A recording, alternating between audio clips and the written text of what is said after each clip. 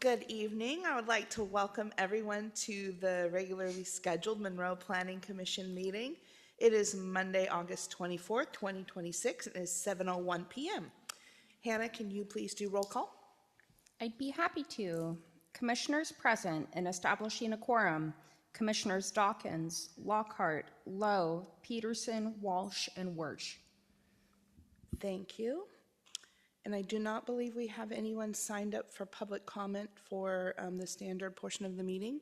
But if anyone wishes to speak for the public hearing, there is still time to do that. Moving on to agenda item 4.1, approval of the August 10th, 2026 meeting minutes. Do I have a motion? Thank you, Nick, for the motion. Do I have a second? Thank you, Mary, for the second. Are there any corrections or additions to the minutes? None? All right. All in favor, say aye. All opposed? Nope. Motion carries unanimously.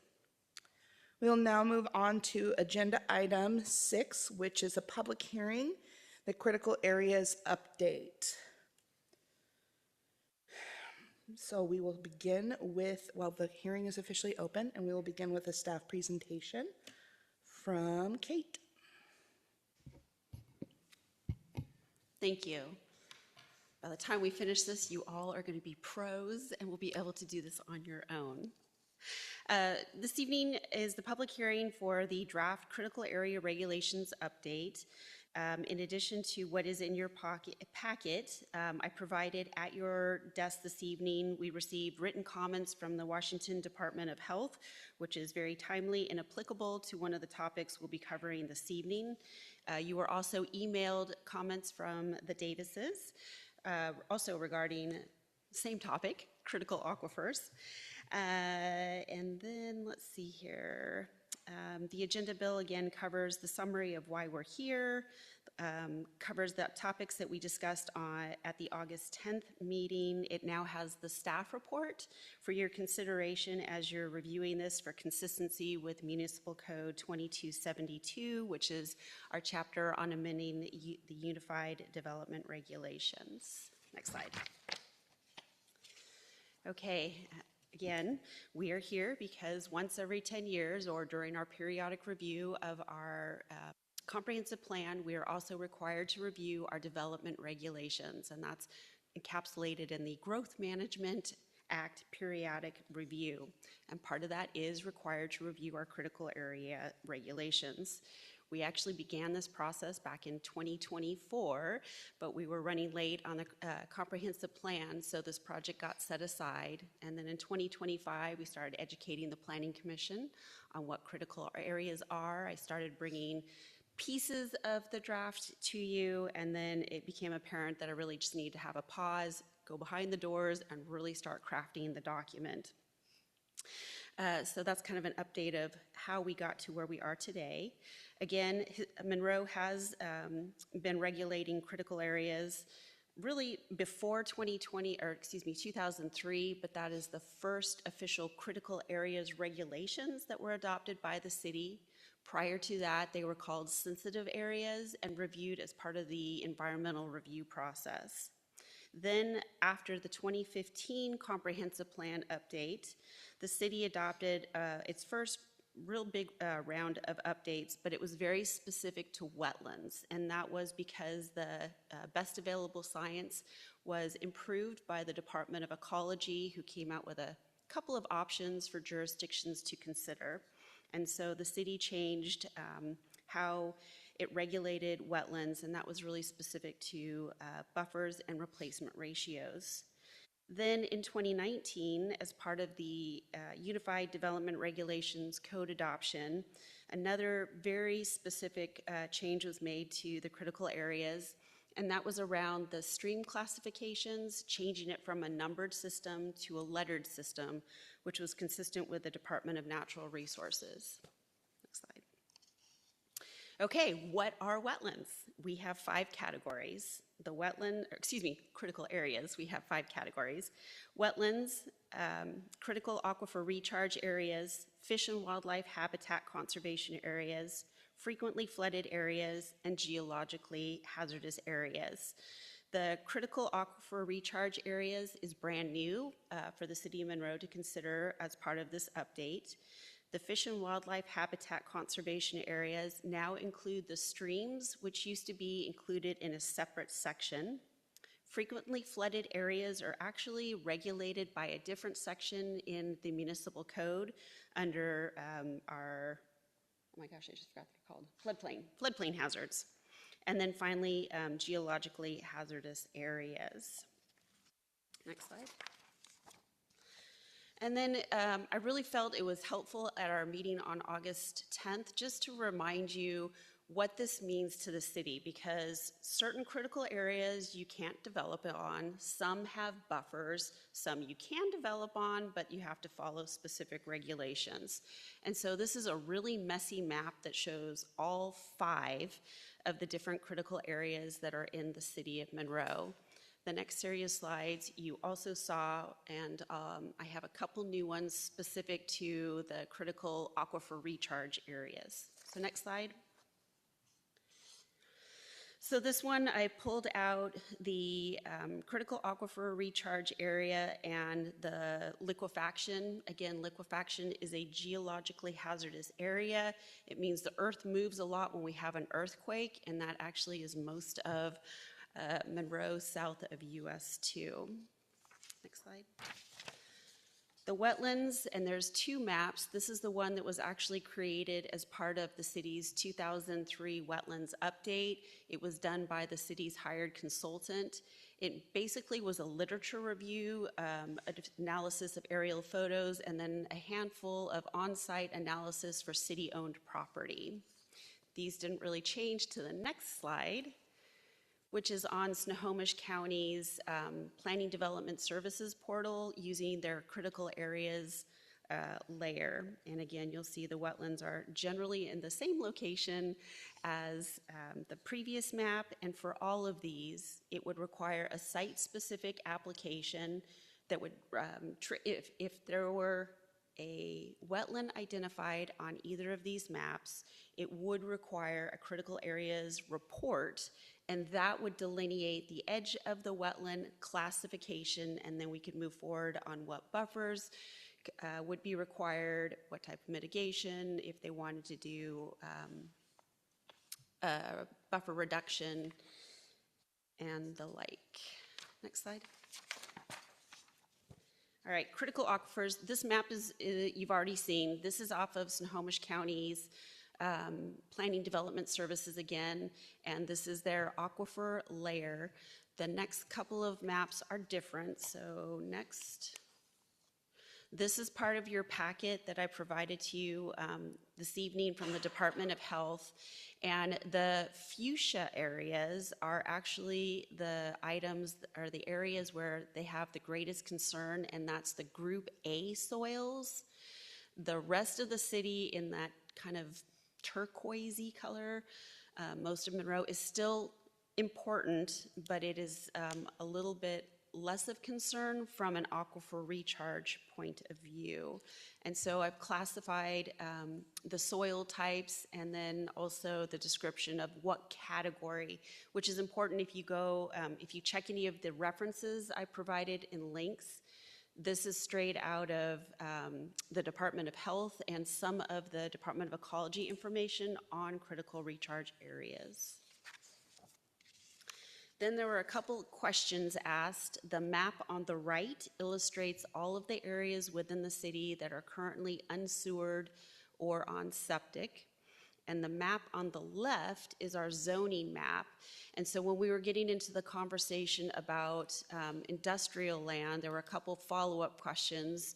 There are 3 properties within the grayish area adjacent to Frylands Boulevard along the city's west boundary.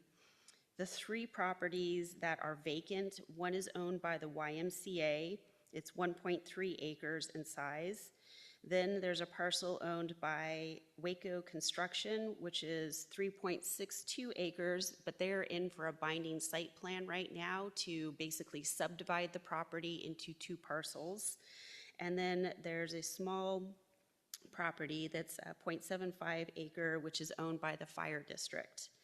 The redevelopable lands, and I do want to note the YMCA property is actually in the industrial transition zone, which is actually more similar to our general commercial zoning district than our industrial. The 5 redevelopable parcels, the first one is just south of the new Lakeview building on Frylands Boulevard. That's 2.66 acres. There's a couple job shacks on the property, heavy equipment. The next one is the, I think it's Runkle construction, which is in the actual Frylands Industrial Park. It's 1.15 acres, zoned light industrial. The next one's owned by JW. It's 1 acre in size. The next one is Divot, which is 0.88 acres. And then the last one's owned by Carey, and it's 1 acre in size. All of them, except for the one south of the Lakeview building, are all zoned light industrial. Yes. Melanie? I have a question. Is it okay? It's okay. Kelsey, go ahead. Can you go back? Or yeah, I'm that one. All of the green is the unsewered, Yes, the dark green areas. So, and some of those are parks, right? yeah, A lot of them are. the largest one to the south is the area that is just recently transferred to the city of Monroe and will be redeveloped as parks and open space. Cool. And so the lots that you were just going over were ones that were already industrial, and they're not. Yeah, sewered? and that's the map on your left, and it's south of US 2, west of Frylands Boulevard, east of Frylands Boulevard, west of 179th. Hannah, are you able to use your pointer to show them where the industrial area is? And so all of these little lots, like along 522, are those already homes that are built? They That are are lots, unsewered? actually, for the zoning, can you go to the map on the left? And it's the industrial area. There you go. So that's the industrial. And the properties that are adjacent to US 2 and Frylands at the very north point are actually in that transitional zone, which is more similar to general commercial. And then back to the map on the right, they are, I believe they are actually all residential properties that are on septic. So that's all of these little lots right in the middle. Correct, here, and then by the all hospital. along over to the right of Yep. that. Yep. So how many lots are affected by being on septic? I in did town. not do that unit count today, but I have information if you let me get there Okay. regarding specifically the critical aquifer recharge area. Any more questions? Okay, next slide. Thank you. This is the Department of Fish and Wildlife's map for fish and wildlife priority habitat. This is primarily around the streams that are in Monroe. There were a couple individual dots that illustrate, there were a couple eagle nests, and there was a tree frog, but I don't think the frog is protected. Next map, please. All right, and again, this map just illustrates, it's a cleaner map. Well, actually, both of them do the same thing, but they're showing the streams that are within the city of Monroe. And as I noted at our last meeting, is that Monroe is pretty lucky because most of the water is either on the edges or along our south boundary. So there's these natural corridors, and it's less impactful for privately owned properties. Next slide, thank you. All right, so whenever we're looking at new policy or changing regulations, we always need to consider the balancing act that we're asked to be planning for, and that's based on the Growth Management Act. That's protecting the environment, ensuring we have housing, thinking about private property rights. And so all of this, I hope you are contemplating as you're reviewing the regulations. And I just realized I forgot to give you this, the specific goals, but these are the categories that we need to be considering. Let's see here. And just some examples of how we're trying to protect private property rights. There's still the reasonable use provision that we currently have in the code. That's proposed to remain. Again, we're continuing to have the density transfer, helping us achieve our housing goals. At the same time, we have a brand new category for critical aquifer recharge areas. We have enhanced regulations for fish and wildlife corridors to protect the environment. And so reviewing this, staff does feel we have considered all of these goals of the Growth Management Act. Why is it important? Public safety, protection of property, to enhance our high quality of living. In fact, it's part of Monroe's Imagine Monroe, a community surrounded by nature. And it's also to enhance fish and wildlife habitat and access to natural resource lands. Next slide. And then, as a refresher, the process that the City of Monroe went through is we use primarily the Commerce Critical Areas Update Handbook to go through and assess the existing regulations to identify gaps and areas that needed to be amended if there were changes in best available science.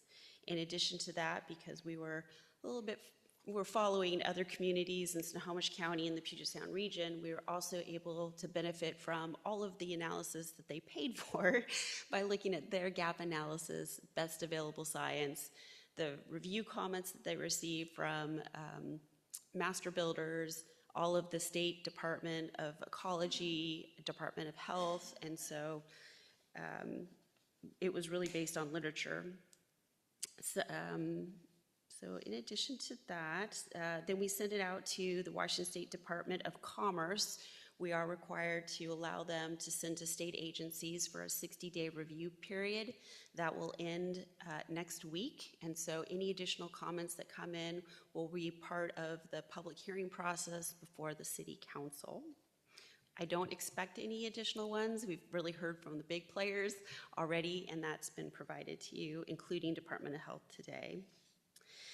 And then, in addition to that, I did reach out. I've had, again, personal conversations with the Washington Department of Fish and Wildlife staff. I met with the city of Stanwood, who they were a little bit ahead of us.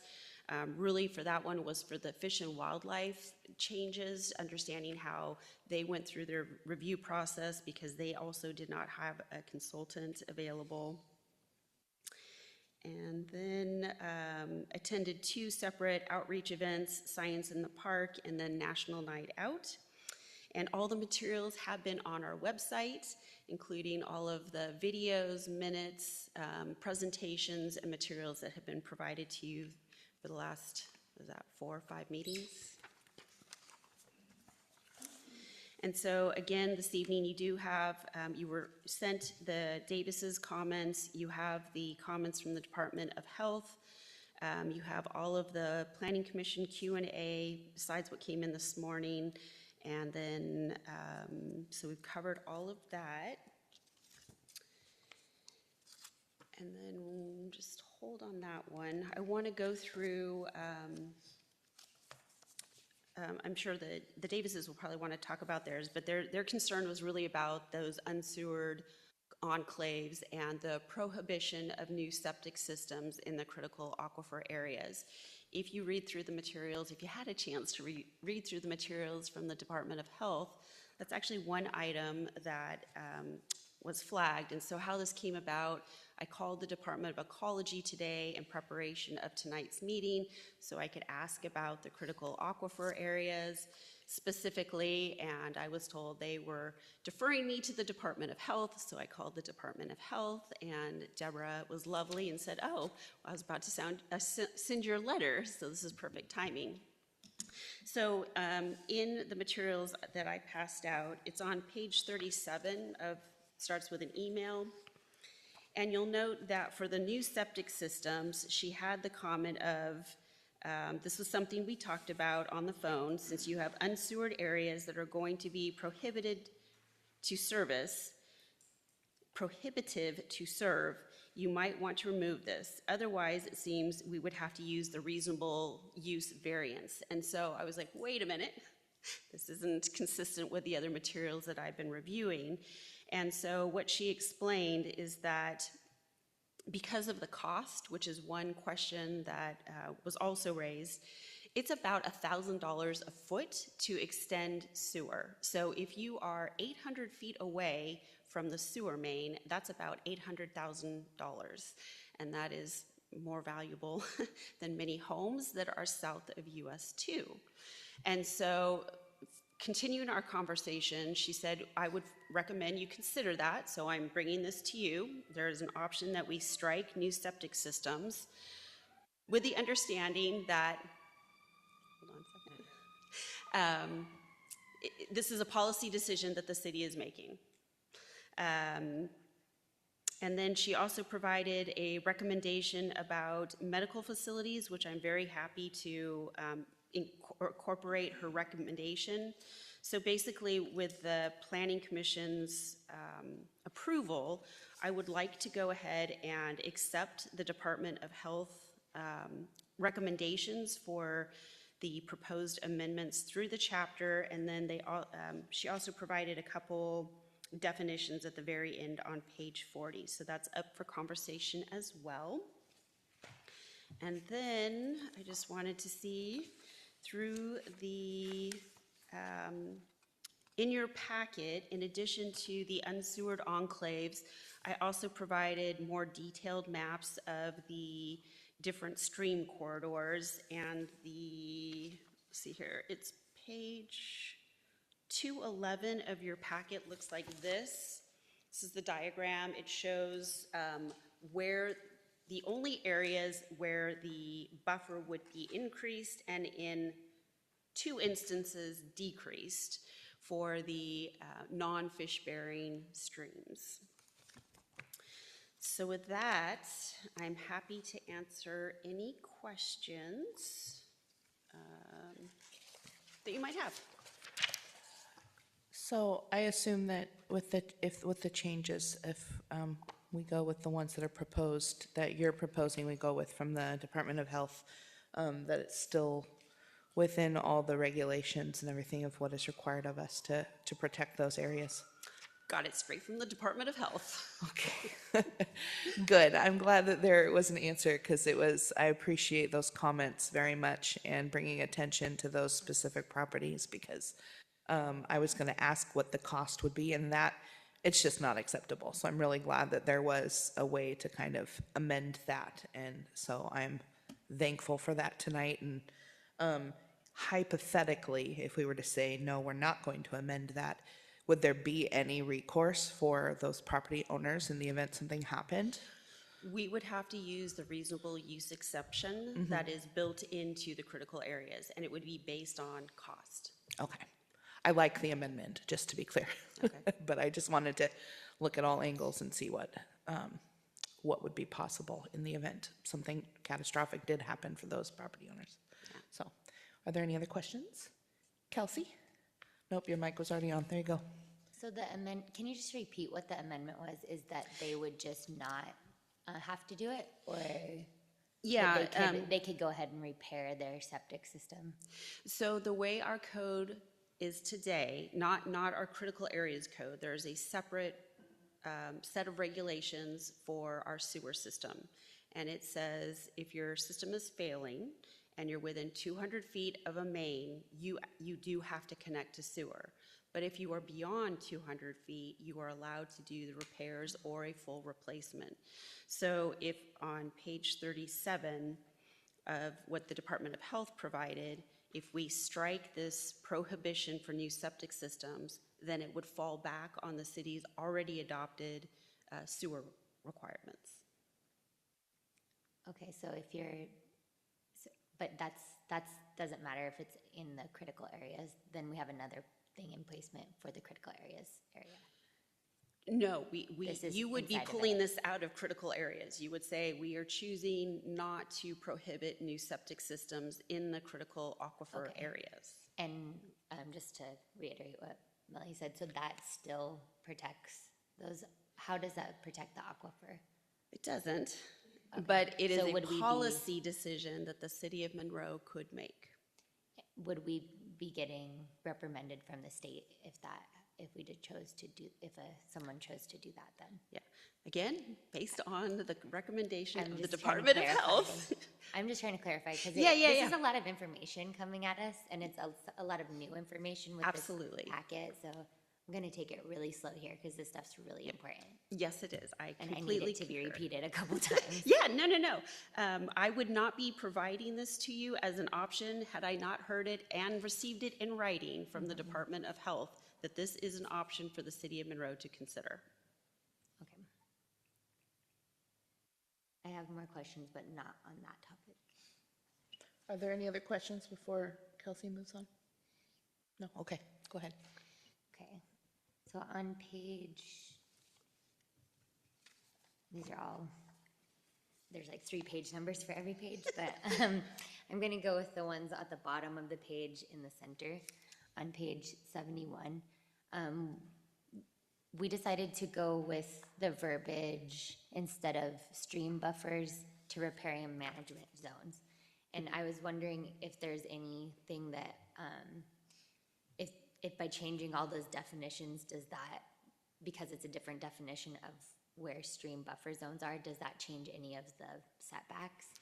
No, this was a recommendation by the Department of Fish and Wildlife because in reality, we're looking at a hybrid model where we are moving to Fish and Wildlife's recommendation of riparian management zone, but to some degree, we're still using the stream protections that do allow for buffer averaging, having the static buffer as opposed to the site potential tree height at 200 years. So it's a little bit of a hybrid. The definition, it's actually more comprehensive to go through the riparian management zone definition. Okay, cool. And then on page 79,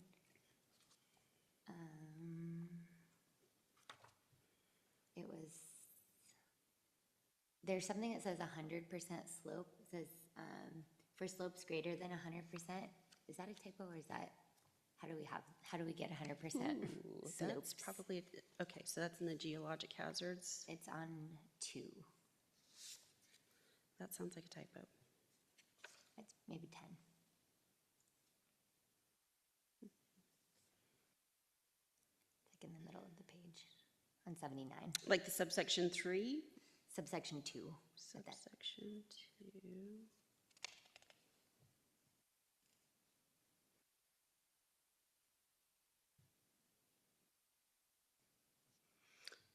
Okay, I'm not seeing it. So what is Okay. the header?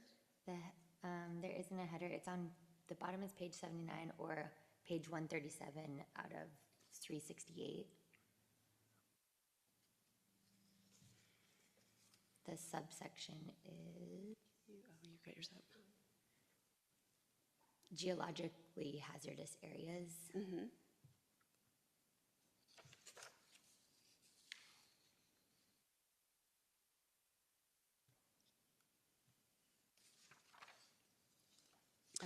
I guess the sub part is specific performance standards by hazard type.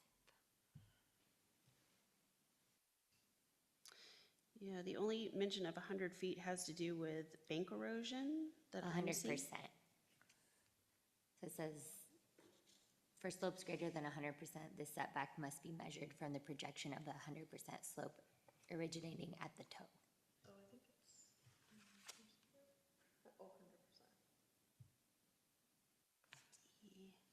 137? Yeah, I don't have it on a different page. Okay, so give me 1 second, I'll get caught up. No problem. D. Okay. It's page 79 of your, of the next page. Yeah, there you go.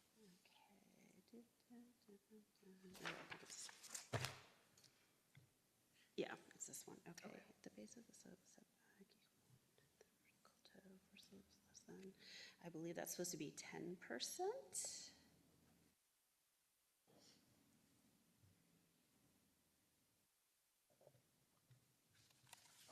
Kelsey, I'm gonna have to get back to you. Okay. I did not bring anything other than my, I don't have my resource documents, but Okay. I think it's 10%, but I'm gonna double check that for you. Okay, and then, thank you. On page 80, says clearing is allowed from May to October. And it kind of, like the way it's stated, it just kind of sounds like there's no hyperlink or anything to say, go look here of what's allowed to be cleared. Or like under in my mind, it sounds like you can just clear anything from May to October.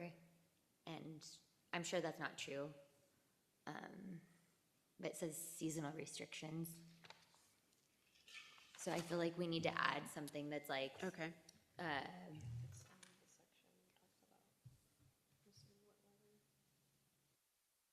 something that states like within the rules of unendangered, or I don't know. Yeah, so, Or am I missing something that's, no, it is under, it's kind of have to go up though. So this is under specifically erosion and landslide hazard areas. So it's just one of the additional performance requirements. You've got to get through all of or 1A through, what was that? H, and then, because that is in section D of that. So this is really talking about erosion and landslide hazards. So it's just one of the many performance criteria for that. okay, so if you want to, and it's okay, then it can only be done through May. Correct. Okay, Yeah. And you've already got, you're already in for a permit, or you're already in, you're going through the critical areas. This is part of that performance standard that we would come back. Your geotech says it's okay, it's not gonna endanger the, whatever you're building or the slope. So it's just one of those additional criteria. Gotcha, okay, that makes sense. Great question. I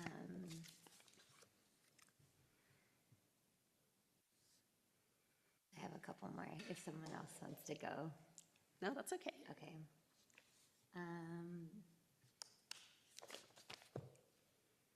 So this question is on 80. Says, in regards to drain, we might have already kind of talked to this. So in regards to drain fields and sewage disposal systems, does prohibiting development protect homes that already have septic in these zones? So this is prohibiting any drain fields in a landslide or erosion area. Yeah, so Can they fix those there? this is different than a critical aquifer. Now we're talking about steep slopes, so we're concerned about a different type of critical area. So it would really be up to the geotech who does the report Okay. in the critical areas. When the project comes in, the critical areas report, the geotech report will have to say if they can do it, how they're going to do it. Okay. This is very different than just the standard critical aquifer recharge areas. And this is saying that it's totally prohibited within those, but I know that there's homes that are already in it. Can they fix them, or would that be a whole nother thing where it's like you can't fix it or it's grandfathered in because there's another? Yeah, I mean, if it's within a steep slope and it's a safety concern, we're going to have to find another option. But like the conversation we were just having, that reasonable use provision would also potentially apply, because a lot of the steep slopes, if we go back, do you mind going back to the unsewered map? Thank you. So the properties that I'm aware of with some significant slope is as you're headed out, oh my gosh, I'm like forgetting Robin Hood area? No, well, Robin Hood is not inside the city limits, so they're not on that's right. sewer. They're on septic, and they're in Snohomish County. The ones I'm worried about would be towards Calhoun Road. So it's still, yeah, that area down there. There are some properties that are inside the city limits, and they are unsewered, and there are steep slopes. That's as you're leaving the city. There's it used to be called East Monroe. That bluff, some of those properties are still on septic, so that would be the instance where we're absolutely requiring a geotech report and making sure that it's safe to fix. It might have to go through a reasonable use exemption because there's no sewer in that area. Okay, so there's kind of two options there Yeah. already. I mean, there's at least one option there as a Potentially, as a fallback. potentially. Okay.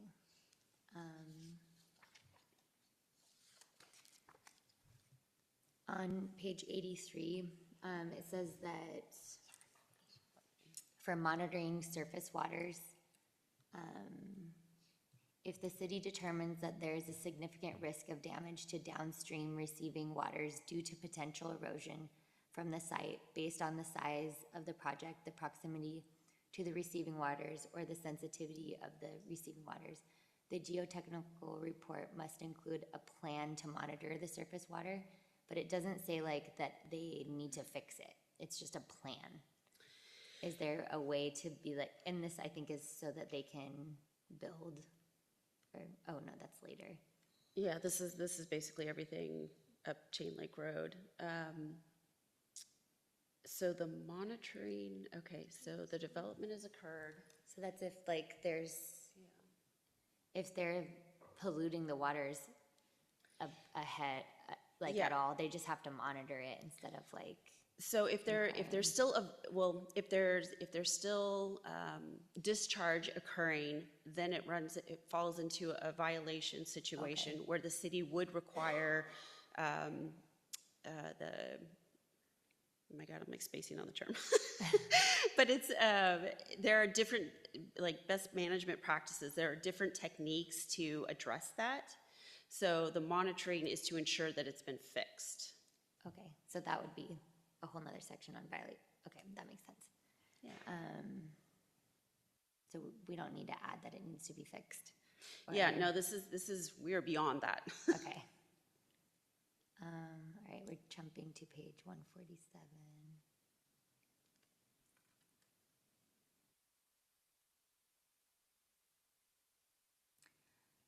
Okay. So on the definition of shorelands and shoreland areas, it says that's 200 feet from the high water mark. So is there a setback on top of a setback to a shoreline? So we have 200 feet from the high water, and then we have 150 from a shoreline line.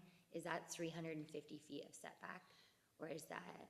So it's 200 feet from the top of bank, and then for building setback, I believe we're proposing 15 feet in addition to that. Oh, That's okay. in the earlier section of the critical areas. If it's in the shoreline code, which should not be in your packet, because when I talk to Department of Ecology, I have to go through actually a completely separate review process to make the amendments to our shoreline regulations. But in the proposal that is before you, in section, I think it's 2280.050, protection requirements, there is a specific building setback in addition to the buffer. But it would not get you to 350 feet. So that would be the 200 plus the 15? Yes, Probably. correct. Okay. I was just making sure. It's like, I want setbacks, but not like that much. Yeah. And this was in regards to the public comment about the septic system. Like if we did vote that you have to go on sewer, if there's some type of relief from the city of like those sewer connection charges when it's forced into play. So the only options available are, one, it's a city project, but these unsewered areas are not in the sewer capital project plan that the City Council and Planning Commission reviewed in 2024. The next option is all the property owners are contacted by the city, and the city is requesting to do a local improvement district. So everybody comes together, but the cost burden is on the property owners who are requesting sewer. And then then there is another option called a latecomer agreement, where one person is very interested and they take the burden of cost or they do the upfront cost, and then as other properties start connecting, they get repaid for that. So big picture, the property owner in most of these instances is going to have to pay for it. And that is true for our current code. If you're within 200 feet, you bear the cost to connect to sewer. Okay. And so on that too, so those aquifers are feeding some wells in the city, right? No, so Monroe really only has highly sensitive soils, and that means the water drains pretty quickly, and it's headed towards the Snohomish River. So it's coming off the hill, and it's headed towards the water basin. We do not have a sole source water supply. We do not have the class of wellhead protection that are monitored by the Department of Health. That was one other comment that Deborah had provided me. The section that I had in here for, it's on page 35 of the handout I provided for you this evening. The Group B wells, which are the ones that we have in Monroe, that's the one that Mr. Bacon has on his properties off of Chain Lake Road. There's one that's south of the Department of Corrections, and actually there's two that kind of are south of the Department of Corrections. The state does not regulate those. And so the only type of critical aquifer recharge area the city of Monroe has is these sensitive soils where the water drains into an aquifer and then into the or river. flows out into the river. Okay. Thank you. Yeah. Can I ask a quick add-on question to Absolutely. that? Please. So since it's been a while, and I know we reviewed it back in 2024, at least those of us who were on commission at that point, was there a reason that that area was not included in the city sewer capital project? Or capital Cost. plan? Cost. And then we reviewed it and finalized that in 2024, you said? Do we do that every so often? Is that on a timeline, or is that kind of, that's where we're at right now and there aren't plans beyond that? Yeah, so capital facility planning is done concurrent with the comp plan. So the big picture review is happening once every 10 years. That being said, every year we come back for starting to check off all the projects on the list that was approved. So anything that's not on that list, you're not going to see unless it's reconsidered by the council. So it would be basically essentially an extension of the next comp plan to be considered. Any other additional areas that could potentially be added on to sewer capital plan? That, or the state says thou shall, and Yeah. we have to figure out how to pay for it. Ms. Johnson, who I spoke to on the phone, she was telling me a story that she'd worked for the city of Lakewood prior to going to the Department of Health. And that community, they had a bunch of, it's not too different than Monroe, where they had these pockets that were unsewered. And the city chose, in their instance, to pass a bond measure. So all the taxpayers of that community paid to extend sewer into those unsewered areas. And that's honestly what would happen. It's now not the property owners, it's the taxpayer. And so I believe that's part of the rationale for the city saying that these unsewered enclaves are okay with the city of Monroe. Got it. Thank you. Yeah, absolutely. Eric? So, but same thing on that question. With regards to urgent emergent situations, say in that pocketed area, the capital budget, is there any way to get a caveat in there that it could be urgent emergent and it could be in-house to lower the cost? I guess I'm not following. So, City of Monroe's got the equipment and the capability to fix and do some of this stuff, but I know Oh, I there's, see. there's a dollar amount at $150,000. I'm just asking urgent emergent cases, can it be reviewed, or can we find a recommendation for that? No, it's not an option. Okay. I mean, it either has to be in the capital facilities plan or, I mean, that's something that you're gonna have to work with Public Works on, but right now that is not an option. It would be the property owner would have to do repairs or replacement of their septic system. I was referring more to that latecomer discussion. You were talking about the upfront cost. If they're 200 feet away, that's still $200K. Oh, no, Right. that is very clear in our code. It is the property owner's cost to extend sewer. Okay. So I guess what I'm trying to clarify, if there was an issue that pocketed piece of Strawberry Lane or whatever a piece of property is going to be,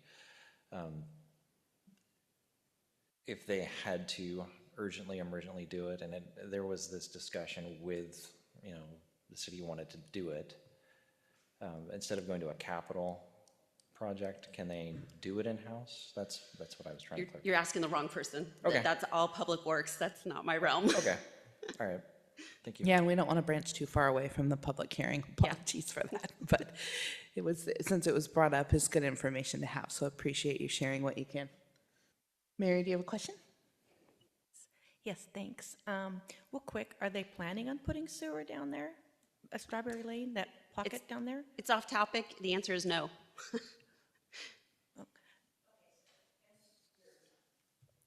Where is it? There I am, thank you.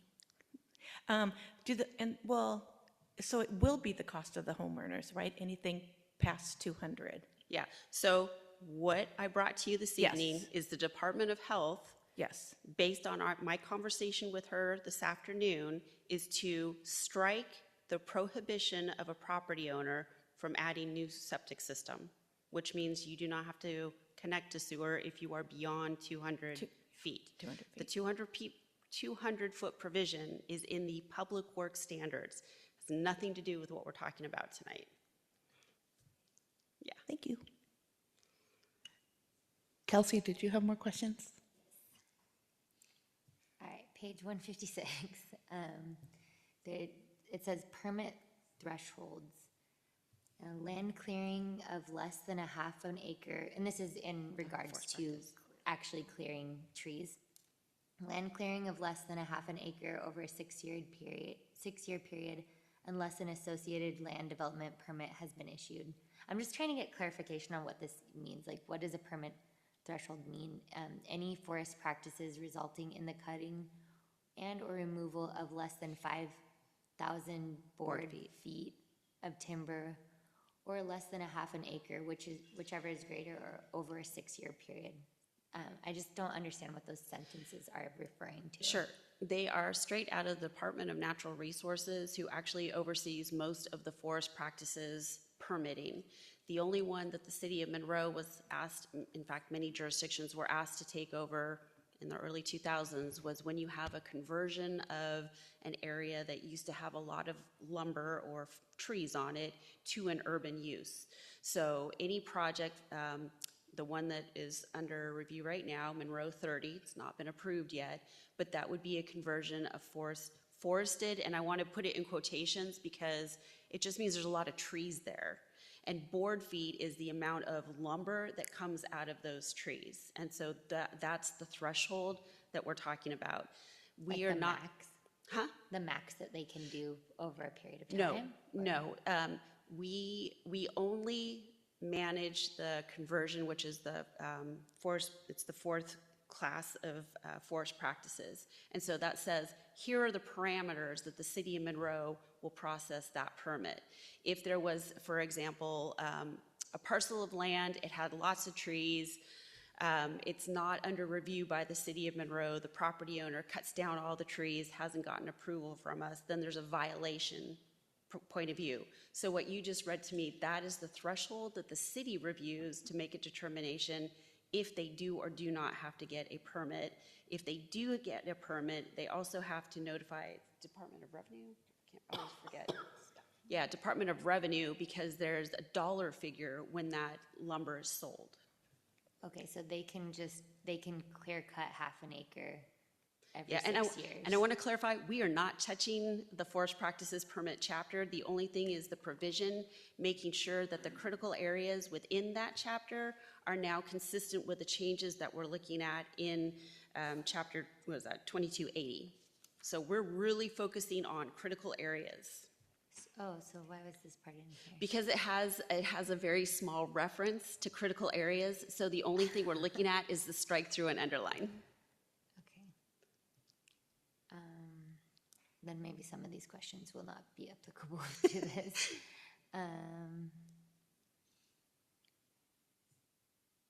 Because like some of this stuff was like reviewing it, I'm like, oh, well, we don't have a lot of forests, but if we start annexing these places in and eventually have that, or like for some of these things, a lot of this could matter.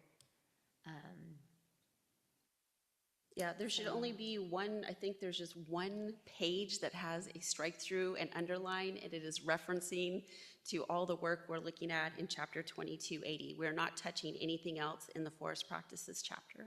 Okay.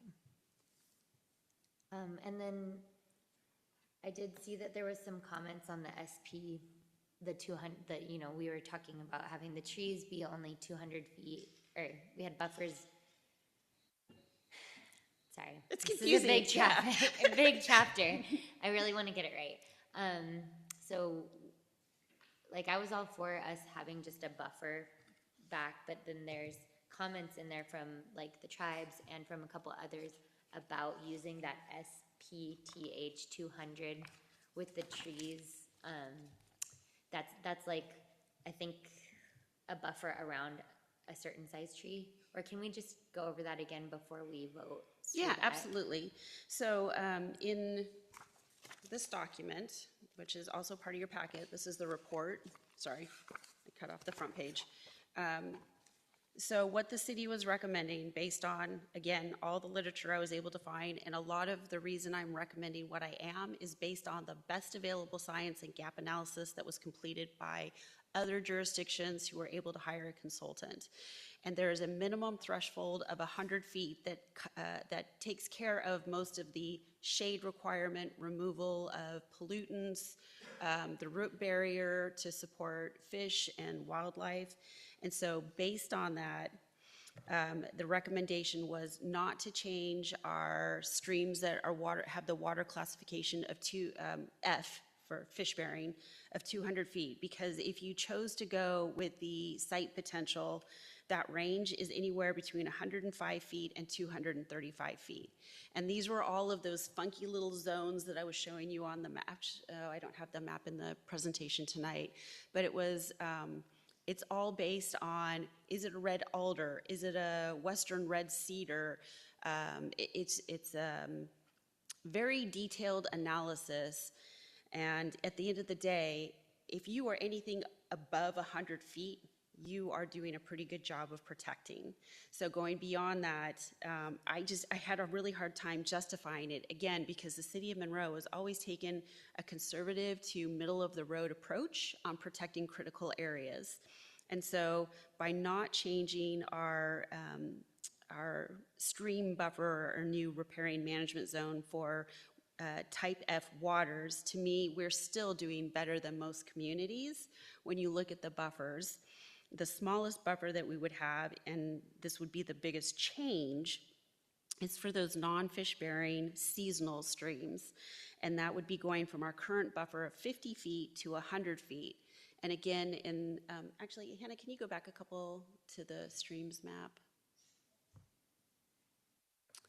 So that's really those little streams that come off of Lake Ty in the industrial area. So explaining, these areas are already built out. And so you've got a legal non-conforming use. The other piece is in your packet tonight, and that is the series of maps on pages 208 through 211.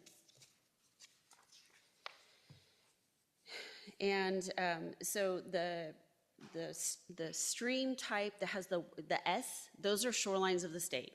Those are regulated completely different. They are not part of the critical areas conversation tonight.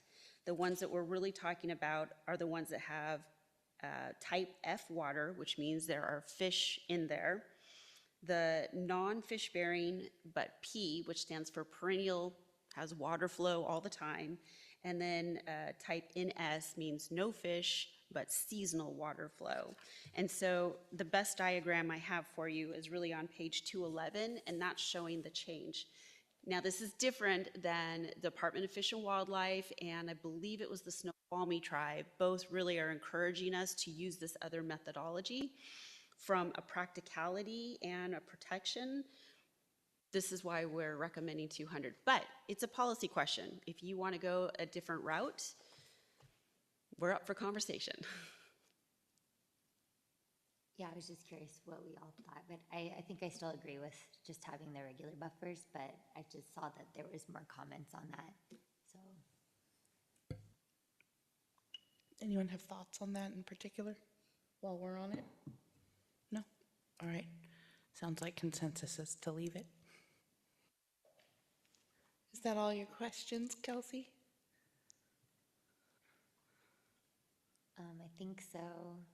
I just keep, while we're still on the topic of these septics, is there a way we could be like, you don't have to go to the sewer, but it needs to be a better filtration type septic if you're changing it out? So that these aquifers don't, I mean, so these septics don't, poison the waterways or whatever, Yeah, when I was, is that even our jurisdiction to say the type? I would actually have to talk with our public works people. The Department of Fish and Wildlife literature basically says where, and this was related to the riparian management zone, but it's the same concept. When you have a septic system, the biggest concerns are nitrate and, oh my gosh, there's two chemicals that could infiltrate your aquifer or stream or whatever have you when you have a septic system. So those are the two areas of concerns.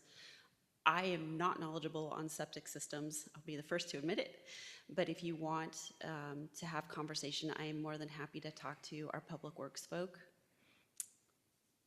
to learn more. I honestly don't believe there's another alternative because part of a septic system is a drain field, and the drain field filtrates into the ground.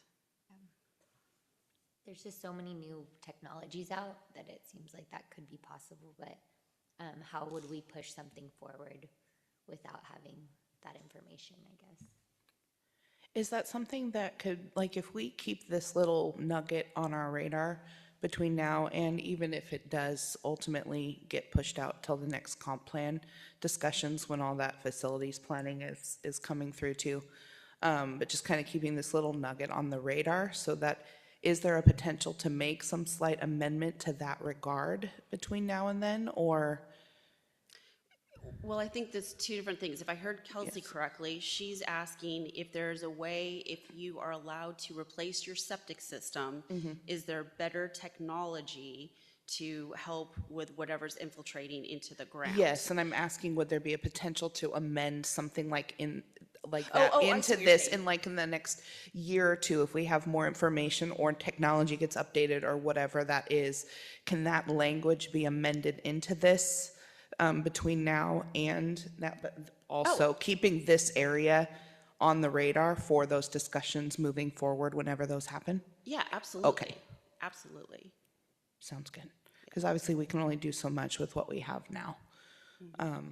But as new information comes, and maybe somebody will come up with something brilliant that adds something completely new to the game between now and then, you just never know, so.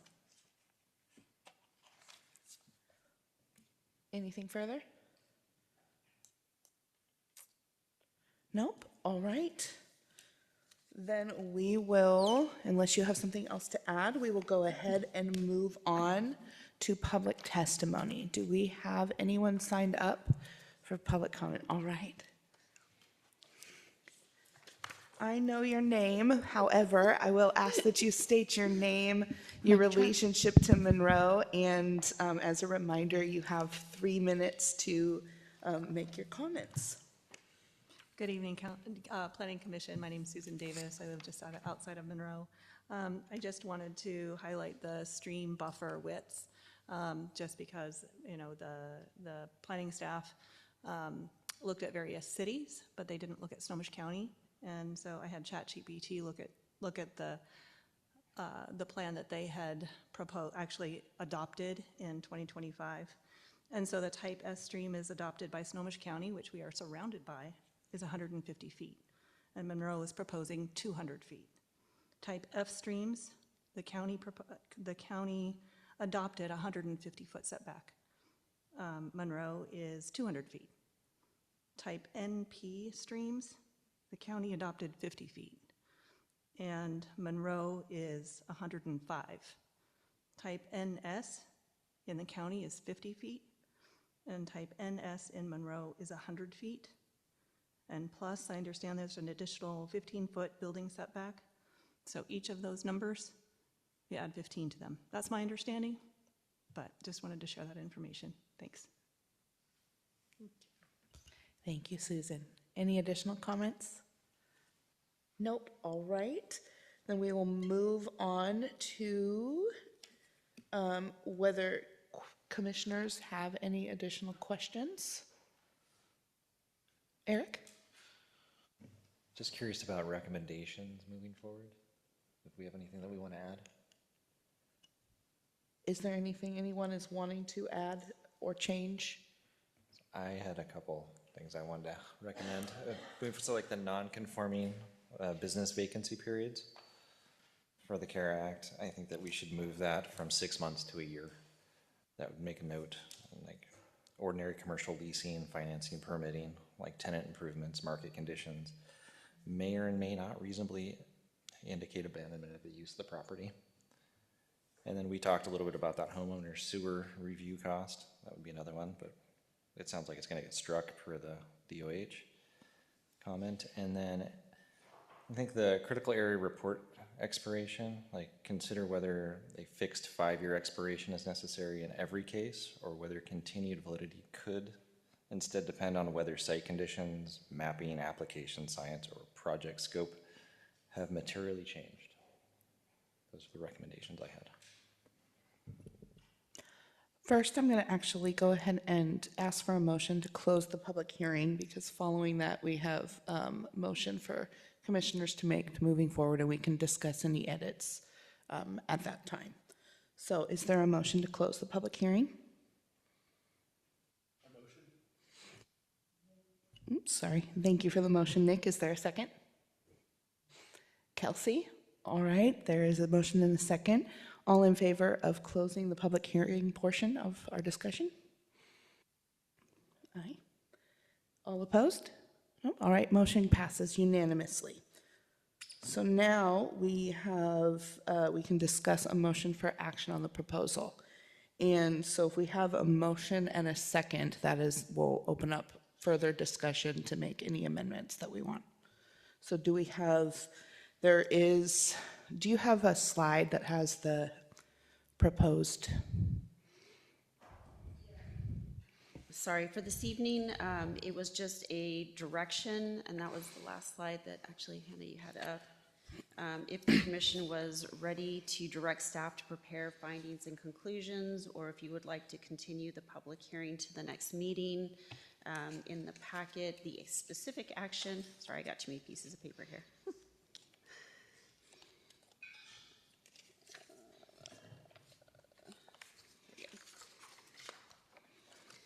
The specific action requested this evening was for you to hold your public hearing, open and close the public testimony after planning commission discussion.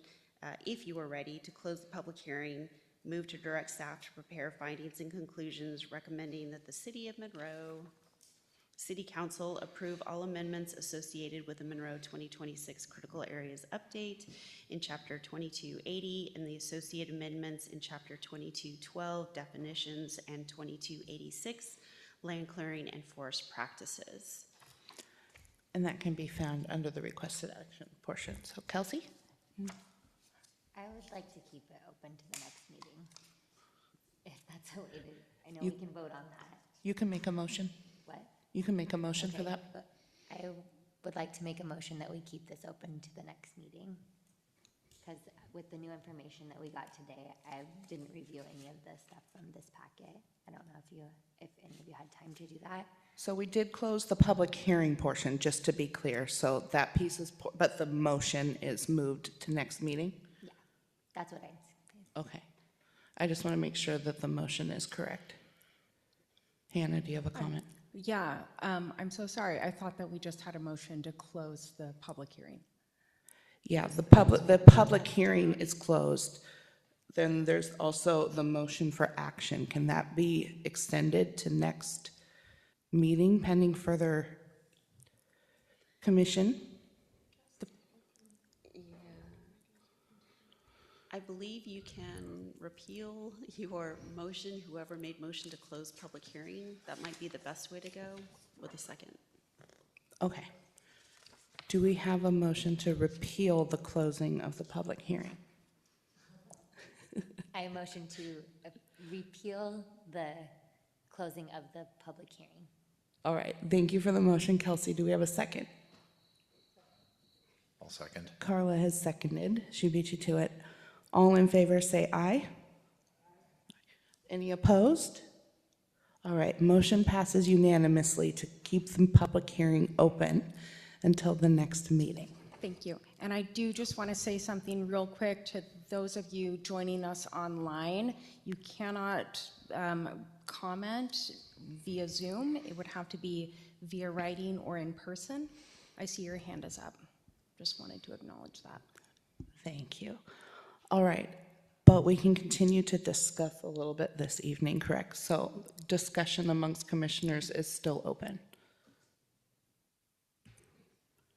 So Eric, did you have any other pieces that you specifically wanted to consider amending or adding, or?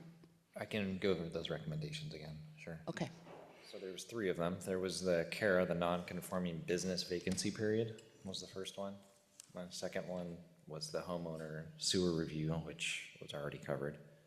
And then the critical area report expiration. Those were the three that I was interested in, recommending for like the non-conforming business vacancy going from 6 months to 1 year. That would allow more time. Mary? Okay, can you repeat that and tell me what you mean? Absolutely.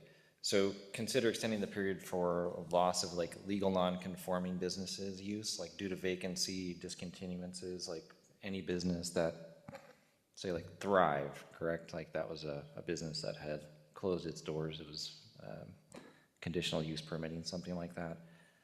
If there is a gap in period longer than 6 months, that permit's going to disappear.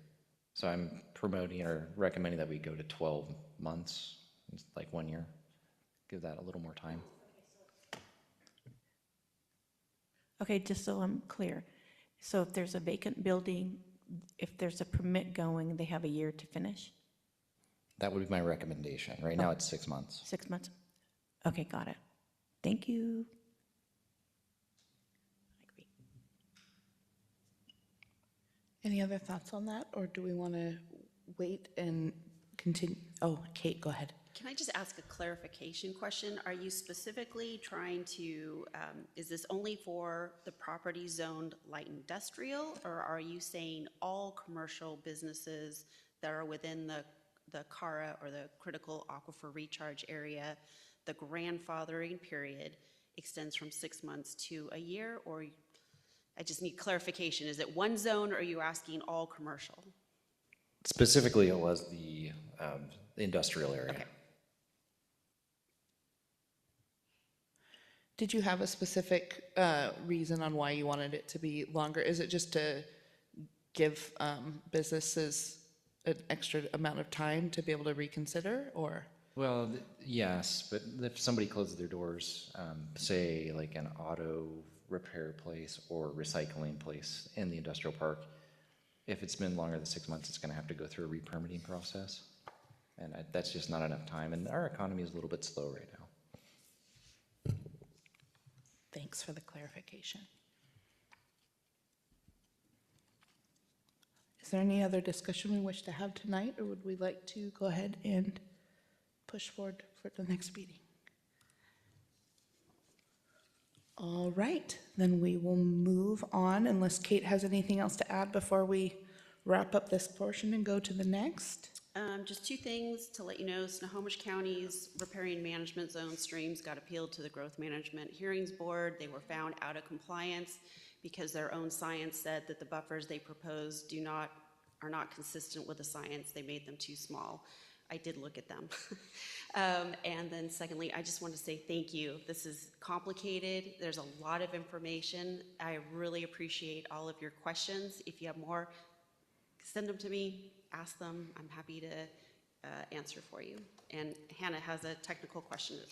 Okay, Can we get a motion to leave the public hearing open? Oh, yeah. okay, yes, we can do that, I'm sure. Do I have a motion to keep the public hearing open until the next meeting? I can do. Carla motions. Is there a second? I'll second. Eric seconds. All in favor say aye. Aye. All right. All opposed? Nope. Thank you. Passes unanimously. Thank you all. We had a little bit of new territory there. Sorry about the little flubs. Moving along to old business, agenda item 7. This is discussion, further discussion on middle housing code amendments, and Anita is going to lead the way on that. She is requesting to share a presentation. Thank you. Okay, thank you, Canna.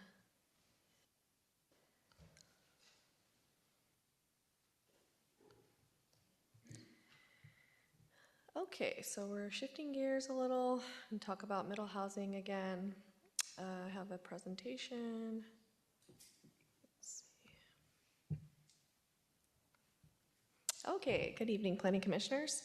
I'm here to continue the discussion on the middle housing code amendments. These are the points that we'll be discussing tonight. I'll go through them really quick, and then I have additional slides so we can continue that conversation further. So the first one is I'm deleting the definition of middle housing because this definition is already included in the unit lot subdivision ordinance that I brought to Planning Commission previously, and which the Planning Commission did recommend approval to City Council. Planning to take that to City Council next month. I fixed inconsistencies throughout the code sections, revised the R15 bulk requirements to be consistent with R7 for attached housing, changed the size of the garage for cottage housing from 200 square feet to 240 square feet to accommodate the dimensions of a single car, updated the cottage housing section for clarity, and this is probably going to be a longer discussion as well, so I'll leave that. But so I am deleting the affordable housing requirement. Initially, this was intended to be a requirement for the plats that we have in town. This doesn't actually apply to this middle housing code amendments because most of these developments are infill attached housing developments. That was not the intent. So this is something that will have to be evaluated at a later date, and hopefully we can get that in the code as affordable housing option or requirement. But we can discuss that as we go through the slides. I just wanted to remind the Planning Commission that the goal of the middle housing code amendments is to allow more housing options in residential zones in the hopes that a variety of housing developments will create attainable housing for all current and future residents of Monroe. So this is a graphic you've probably seen before. It depicts missing middle housing. And so what we're looking at is in between the detached single-family homes, which mostly exist in Monroe today. And then we don't have any mid-rise, but it fits in between the apartments that we do have in the city right now.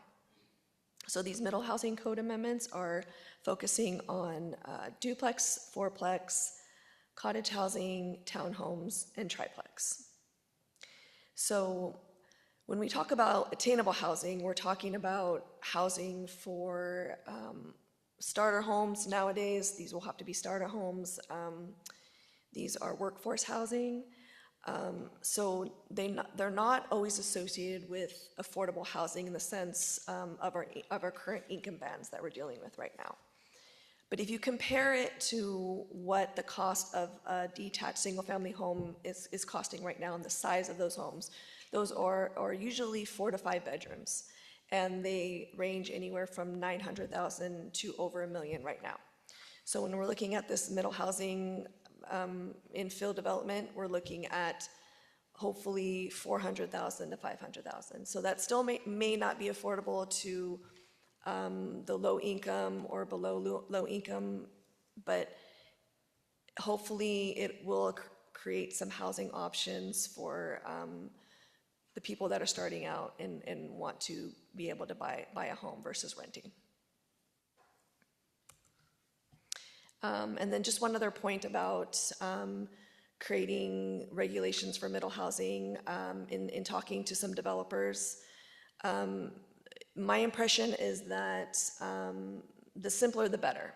So a lot of times when regulations came out, they're very complicated, and when developers look at them, they look at it and they say, this is not feasible. Like, I can't do this product. And I think that's why we don't have a lot of these products in town coming in at this point. We've had some townhome developments, which is great, but we want to make it easier for them to develop and to give them some incentives. So I'm just going to talk about some of those changes. These are in your packet, but I just wanted to pull them out so we can talk about them directly. So in the land use table for single-family residential zoning, which is chapter 22.16, under R7 and R15, we are allowing fourplexes, townhomes, and triplex. And these are a subsection of the use of dwelling units attached. So that is the red underline writing that you see in this screenshot. So we will be allowing cottage housing dwelling units permitted in both R7 and R15, and proposing to allow duplexes in R15 because currently they are not allowed. Here's a screenshot of the proposed changes for the R7 bulk requirements. So this is essentially what the interim R7 ordinance looks like. And before the interim R7 ordinance, there was only the column for detached dwelling units, because in R7, only duplexes and detached dwelling units were allowed. So what this does is it adds the attached dwelling unit column, and under that column, it gives the regulations for density, setbacks, lot coverage, and building height. So this is where townhomes do get the density bonus. So for a townhome development, you can get 14 units per acre versus the 7 units per acre for a detached dwelling unit project. The reasoning for this is, in speaking with developers at the time, this is the number they needed to make their product work. And so we currently have 2 developments in. One has been approved, and I think the other one was approved. I'm not quite sure. I wasn't here last week. But so it was my understanding from talking to those developers that this number made their product work. And that's how we were able to get a mix of housing in those developments. Oh, that's just public hearing, okay. So this is, so speaking back on being consistent with the R17 and R15. Yes, Kelsey.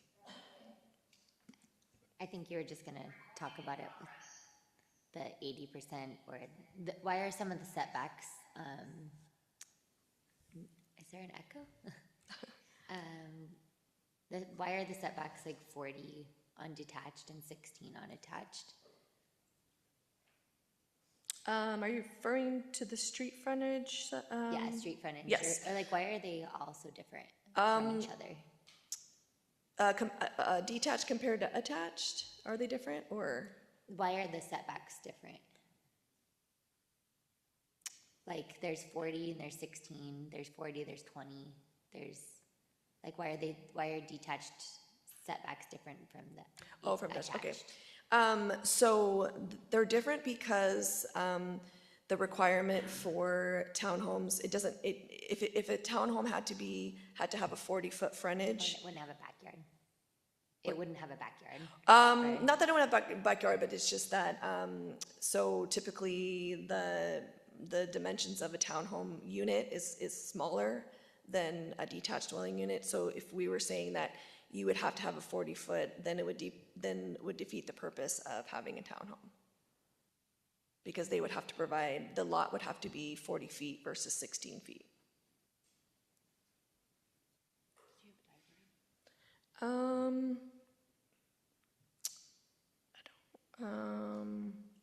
I mean, there is, in the townhome requirement in the packet, there is drawings of what that looks like.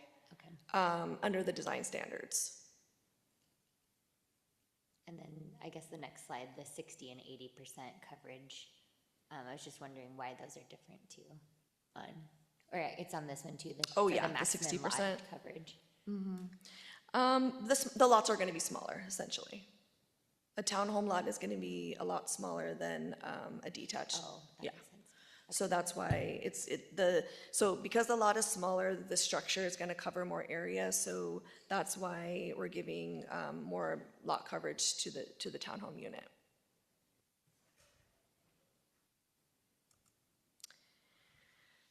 So this is just, the only changes are in the red again, and this is just changing the R15, so that is consistent with what we saw in the last slide for R7. We didn't need to add this column, the attached dwelling unit column, because attached dwelling units are already permitted in the R15 zone without any code changes. They're already permitted. So it was just changing the numbers a little bit to be consistent with R7.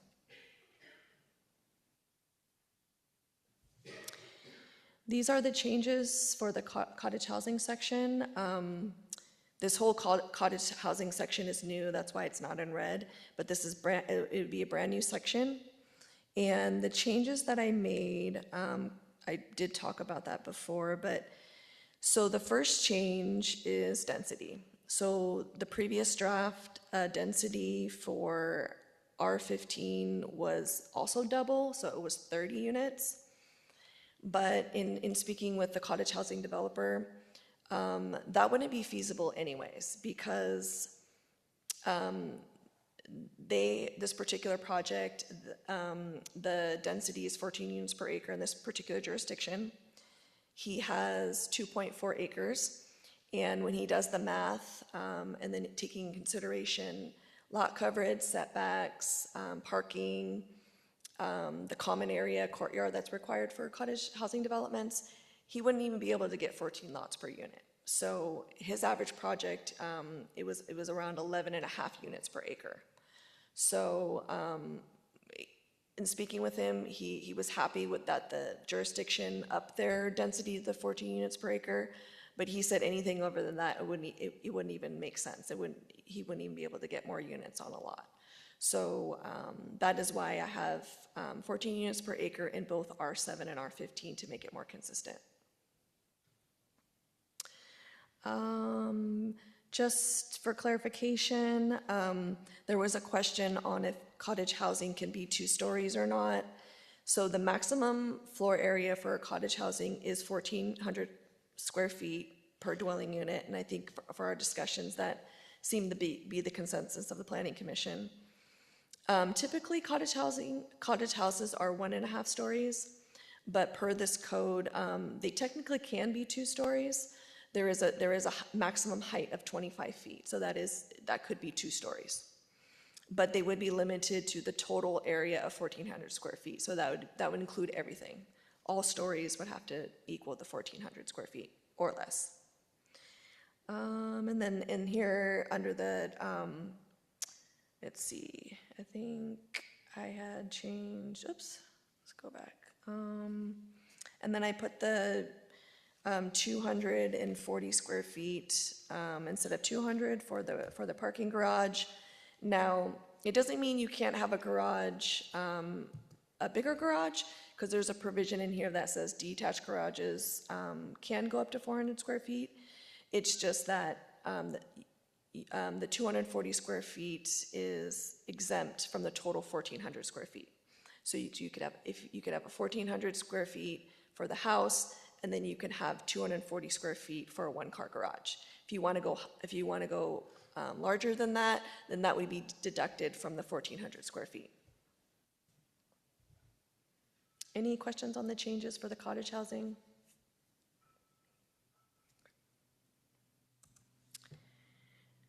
And then, oh, go ahead. Carla has a question. I'm kind of thinking about this. And my questions I kind of asked you before. So if we had a larger square footage than 1,400 square feet, it doesn't mean they have to go larger, right? It gives an option. Correct, yes. So I'm not understanding why we should limit that. I think there definitely needs to be a limitation, because the idea of a cottage housing is to get a smaller product so that it can be more attainable, versus if we just say it can be, there's no limit on the square footage of a house. But yeah, if you wanted to have the discussion again, we can. I kind of thought we came up to 1,400 square feet. It's just, it's consistent with other city codes and kind of the product that is out there right now, the 1,400 square feet. But yeah, if there's, I didn't necessarily mean not have any limits, but especially since if you've clarified that, like it could go higher to a second level. And if I don't know, I just kind of feel like we're limiting a builder if we do that. I'm not saying that's not what it should be, but yeah. that kind of. Yeah, no, that's a great point. Just everything that I've seen out there, it seems like it goes from 14 to 1,600, honestly. But it seems for the scale and for the size of the lots that are left in Monroe, that seems like a good place to start. But yeah, I'm happy to change that if it's still something that the planning commission My wants. other question is, has there been any discussions with these builders or other buildings other builders that are building where they're required to have solar panels put on a home? A requirement for solar panels? I know there are areas that are doing that. Oh, okay. Not I'm not. specifically like to our area here, but I mean other Yeah. areas. Yeah. I'm not aware. That hasn't really come up. I mean, we allow solar panels, but yeah, I haven't seen anything about a requirement or anything like that. I mean, it just benefits so many things for our environment and different things, and it also is a great incentive for somebody to move in someplace. That's why I was wondering. Okay. Kelsey? Back to the garage, I think we all talked about 2 parking spots, right? On the cottage. If we're only having that small of a garage, I'm kind of still for only 1 parking spot, but because they're cottage and it's less people, but I just want to keep that out there. Because like these are just small homes that don't have a lot of space. If we were requiring 2, I think that is a limitation for building, but I'm still kind of like on the fence about that, so I just wanted to bring that up to the commission. Noted. Anyone else? No. The 2 parking spots, yeah. Having a garage that's large enough for a car is nice. I've noticed that a lot of people in Monroe don't use their garages for cars. Yeah, that's Us included, just to be clear. Our driveway has space for 2 vehicles, and our garage is storage. But we can fit a car in there if we don't use it for storage, which is handy to have. And so, yeah, I mean, open for discussion, obviously. All right, moving on. okay. So just want to talk about density a little bit and how we got there. So here's our zoning map, and I just wanted to point out all the areas that we're talking about where this code would apply. So the yellow areas are R7, and then the orange area in the middle of town, that is R15.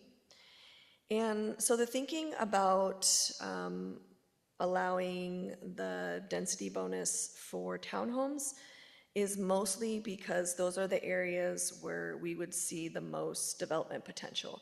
Those are the larger lots, and those are where we would like to have more townhomes, more middle housing, because if we don't have an incentive out there for developers to build them, then they're just going to be the same thing over and over again. It's going to be the big homes, 3,000 square feet, detached single-family homes, and we don't have a lot of land left. So that was the thinking on giving a density bonus for R7 for townhomes, but not R15. R15, you can already achieve 15 unit per acre. And as you can see where that area is located, smaller lots. And so I don't see that great potential for that. And also the analysis I did for the water and sewer capacity, it was based on the 14 units per acre. I completed that analysis. I just still need Public Works to look over it and let me know that they agree with it. But from what I did, it seems like we do have that capacity. And like I said, that was based on the 14 units. It wasn't based on 30 units per acre for R15.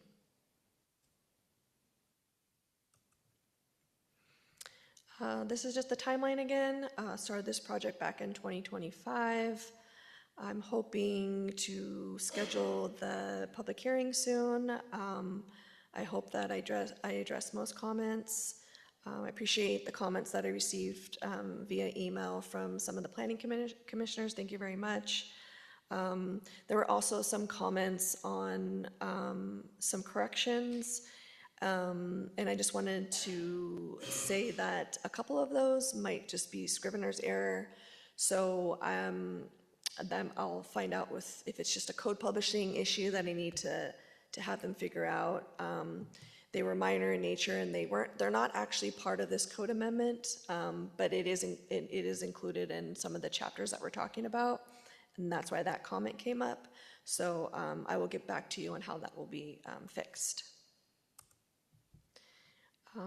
Yep, this is next steps. And then I also wanted to continue the discussion on the affordable housing requirement, on why I took that out, if anyone has any questions on that. Like I said, this really wouldn't apply to any of the projects under these proposed code amendments. I like the idea of it, but it would take a lot more work to get the pieces together, and it would have to be in a different section of the code. But yes, if you have any questions, I'd be happy to answer. I do have a question, and it's based on how you worded that at the beginning, because you had said that the intent didn't really apply to this section. I guess I thought that all the discussions that we have had as a planning commission over the last couple of years and during these was with the intention that we wanted, and that we had indicated that there was an intention to add this based on, the comp plan discussions, Imagine Monroe discussions, and then state requirements and recommendations and all that. And so while I hear you that you say it doesn't really apply to these projects, why doesn't it apply to these projects? So the affordable housing requirement was basically requiring any development that came in to provide an affordable housing unit. So, but if you go back to the section that was added, it only applied to detached single-family home developments. It didn't apply to townhomes. It didn't apply to attached dwelling units. Because the comment that came from Planning Commission when we talked about it was, when a subdivision comes in, we want to have some affordable housing units in that subdivision, right? So, and that's a great idea. But middle housing is already creating attainable affordable housing. So then we were going to make these particular developments also have to do an affordable housing requirement, if that makes sense. So yeah, that was my understanding, anyways, of where that conversation came from. All right. Go ahead. I was just going to say, I'm just kind of confused about this pivot now, when I thought that our discussions had been pretty intentional of wanting to add the affordable housing pieces even to these middle housing, because I know we say affordable and attainable, but a 14,000 square foot even cottage home, we're still looking at $600,000 realistically for something of that size. And so when I listen to attainable, is a $2,000 a month mortgage even, and that's low. That's low, because it's actually gonna be more than that. We're talking more like a $3,000+ a month mortgage for a small family home, even in the middle housing, without adding any additional affordability incentives to that. yeah. And I feel like we're moving in the wrong direction from the intentions that we have been discussing overall for several years now. So I'm a little bit caught off guard by this decision. It's not saying that I respect that there was thought and stuff put into it, and I do hear you. But this pivot catches me off guard tonight, and I just want to be honest about that. Okay. No, I appreciate that. I appreciate that comment. So, yeah, because if I can go, yeah, because, and I can bring up that section again. I can look for it really quick. But if you read this section though, it only required developments. Let me see if I can find it.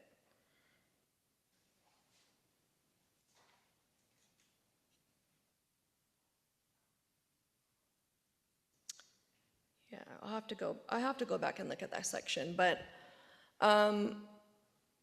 it came out of other conversations and other questions from planning commissioners of how does this program work? Are we going to require a market rate developer to manage this affordable housing unit when they don't know how to do it? One. Two, are we gonna say you need to put money into a pot, and then a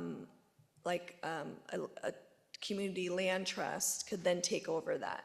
So there's a lot of different aspects to make a program like that work. And we would have to manage it. The community development department would have to manage it. And we just don't know how to do that right now. I can always come back, but Kelsey, did you have an additional question? On the same lines.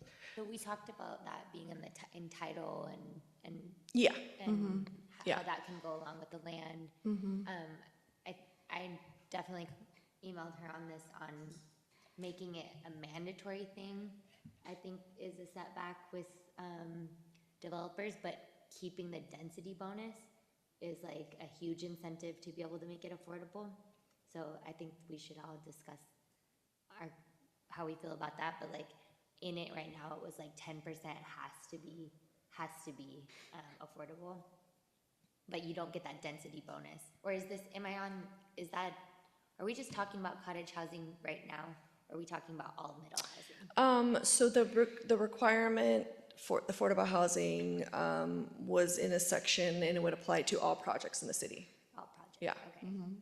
So I definitely emailed about 10% mandatory being like probably a huge setback for us. So maybe that's, but if we had the density bonus, because if you have affordable housing with density bonus, then you get like how many more units? It was twice the amount.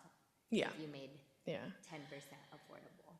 So that seems like a way to incentivize it instead of making it so that they just don't do it here at all, because they're not going to do it if they're only doing 4 units and one of them has to be affordable housing. So, but I think it's still on the table, right? Yeah. So if it's the consensus of the planning commission to put that section back in, I can. I just don't have. I can put it back in as it is. I just don't have the answers right now as to how that program would work. That's the only thing. That's kind of a side project that would have to take a lot more work, and and I don't know when I would be able to bring that back to you for consideration. We've been asking for that for a long time, though, I think, right? Oh yeah. No, I agree that I just, after I thought about it, wasn't sure if it was appropriate to put it in with middle housing, but I can put it back in.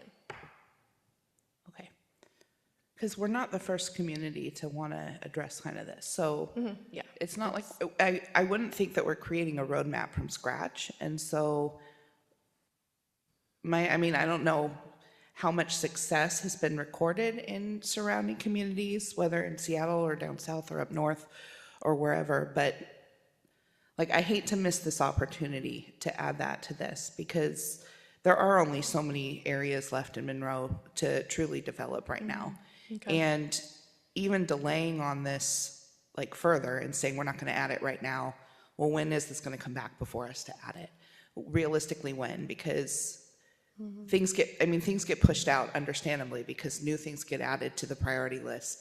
As an example, I mean, this is just an example of the downtown project. I've been asking for that for, every single year I've been on this commission. I joined at the beginning of 2022, and it's still getting pushed out, pushed out, pushed out. So I hate for us to do that in this moment when there's an opportunity to include this. Okay. But like I said, I am completely respectful of the fact that if the city doesn't have the resources to do this right now, then it is a setback. And as Kelsey stated, if there's setbacks to, like, if this is going to completely discourage developers from coming here altogether, then that's not what we're wanting either. But I hate to miss a big opportunity to do this work and to add this piece while it's here before us. Okay, so I would ask that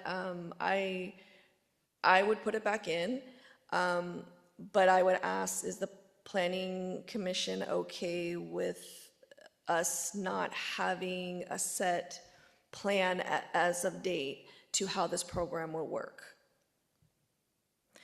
That doesn't, saying that there are some other opportunities I would like to look at to see how as a city we can make that work, whether it's a deed on the title, or if it's something on the title, or if it's something where we consult with some community land trust to work with the developer so that they can just give the land to the community land trust people and they can manage it, because in that way it would be affordable forever. With the title, I don't know how that works, and if it would be, as soon as somebody sells it, I don't know if it'd be affordable at that point. So there's a lot of different options out there that, but it's just, I don't know if that would get figured out before this code moves forward. That's fair. Kelsey, do you have, or not, sorry, Carla. Just the case, I'm sorry. Okay, I know previous discussions on this, I had asked this exact same question because I had thought that that was a reason for this was for affordable housing. Since I have went back and read when we discussed actual affordable housing, which I want to think is like almost 2 years ago. Townhomes, middle housing was not included in that. It was about new development. And builders coming into new, that's what we discussed it about.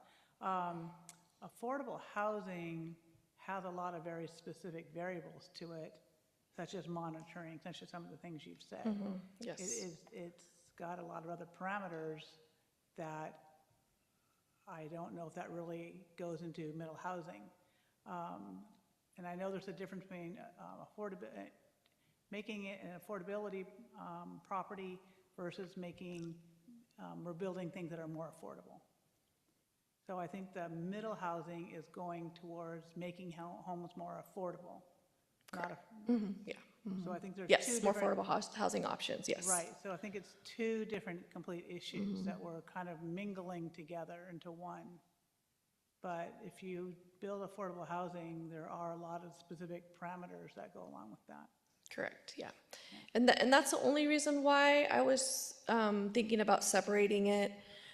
Just like Carla said, it's just trying to focus on the middle housing first, to get those so developers can build those products, so we can start there. And then affordable housing is technically a separate chapter in our code, but we can definitely put it in middle housing too.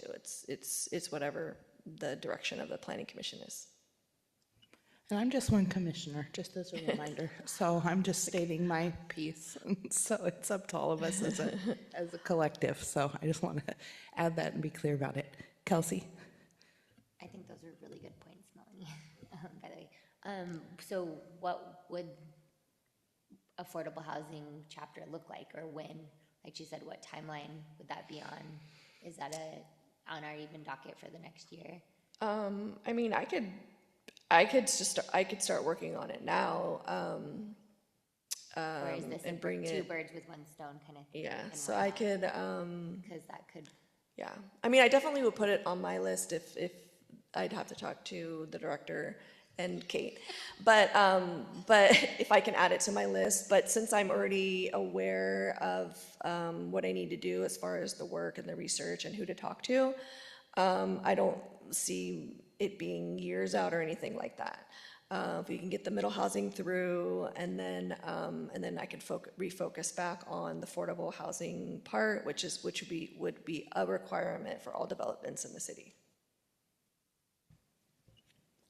I mean, that feels acceptable, at least to me. So, like, I understand that as long as it's not going to be pushed out years and years down the road potentially. So, No, yeah. I mainly focus on housing too, so that's that would be on my list. well, I think we could hit it with both, though. I mean, like, because if we don't, then they're gonna start building stuff that isn't Yeah. affordable. And like, the townhomes in our town have not helped affordability. They're like 700,000, 750. So we don't have any options for, I do see cottage housing as like the size being helpful, like it being small, it's gonna have, but you're right, it's still like at 600,000. A house at 940 square feet just sold for 570 on my street. So we gotta figure this out. Yeah. I just sit there and I look, and this is me being completely open about how things are. We purchased our house in spring of 2017. And when we were house hunting and we looked at a few houses here in Monroe, we looked as high as 400,000 at the time. And there were not as many people going through those open houses. But when you went down and you went under, like between 300 and 350, the amount of people at those open houses, and again, this is back in 2017, not that, I mean, it's 9 years ago. And just that little difference, which it's not little, but even just that little difference, the amount of people that were going through to consider that, it was huge. And now that same home that went for, $385,000 in 2017 is going for $700,000 now in 2026. And it peaked during COVID, it peaked at close to $800,000. So like things have improved, but they kind of dipped and then they're going back up. And so when I that is on my mind with all this. Like my family, when we bought in 2017, we were able to do it. We could not buy in Monroe right now. We couldn't, because we would love to upsize. We're in a 1,700 square foot home, and that's why when we're talking about the size of a cottage home, and I think of our 1,700 square foot home, doesn't feel close to cottage. But we have 3 growing boys, and so, it's basically like a 3.5 bedroom. And we'd love more space, but we can't do it. It's just the reality of it. And we love our home, so we're happy where we're at. But we are not considered low income. Our family isn't. We're considered middle. It doesn't feel that way for the family, but I'm just, being personal with this, and it just breaks my heart at how unattainable it's not bare minimum exactly, but just to have a comfortable little home with space. We don't have a big yard. We have an HOA out back, but we don't have a big yard. And it feels small to me. So I'm like, encouraging the smaller housing is great because it is going to be more affordable, but it's still, we say attainable, and it's still not really. And so that's on my heart all the time, is just thinking about wanting to bring families in, not drive them away, because I also come from a small town where It's turned into essentially a retirement community, and the schools are shrinking and shrinking and shrinking. And in 2003, I graduated with 80 kids. It's not like those schools were big to begin with.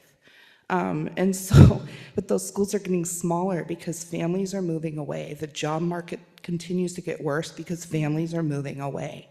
And I just hate to go even aiming in a direction that's going to steer families away from Monroe, because this is such a wonderful community, and the goal should be to bring more families and anyone who wants to, individuals. It doesn't have to be just families, but you know, you get what I'm saying. And so that is just, it's on my heart always, and it breaks my heart how unattainable that is. And it's not just a Monroe issue. This is a global issue right now, a United States of America issue right now. So we're not alone. And so I just want to see Monroe moving with the, you know, the communities that are doing this work have done it. There's, you know, there's models we can do. And yeah, maybe there's going to be some things where we're thinking outside the box at some point to say, hey, this could work for Monroe. But other communities are doing this too, because it's on everyone's mind. And so I just want to make sure that we're intentional about that. So that's my dollar cents for you. No, I appreciate that. Yes, yeah, I'm trying to think of ways to at least get other products in the city, because it just, every time they do another development with the $1 million homes, I'm just like, ugh. So, but. And we love the Yes. $1 million No, we homeowners do. here too. I No, mean, we don't do. get me We wrong. do. No, we do, Like, but if you're we in a need $1 million home, you're welcome here, and we want you in Yes. Monroe too. It's Yes, just, we just it's hard when that's all, or that's the Yeah. primary level that's going in. And I don't want us to get to a point of no return, because I feel like Monroe, this is city of Monroe, and with what's left to develop, I feel like we're getting close to that point. And if we go too far over that edge, I worry, so. Okay. No, thank you. I appreciate the discussion. Yes. Mary? I just have a quick quote. Should have been here 30, 40 years ago, because I've watched it grow so much. I mean, you could have bought a home, what was it, down at Filands for 100,000, 120,000? So now you're right, even a little home that's probably considered a cottage home, I don't even know. It's like they're going down there for 675,000. So yeah, we're talking about middle housing, but really, that's what the price is right now. So how do you get a builder to come in, even if you did give him an incentive or whatever, to come up with a lower price when the houses right now are going for that? That's the thing. So if you come up with a program, it'd be nice to make sure that it's working in other communities as well. We can't just come up with something that we don't want. I don't know if I'd feel comfortable being the first, and if it didn't work, then what? I don't know. That's my thought. Thank you. Thank you.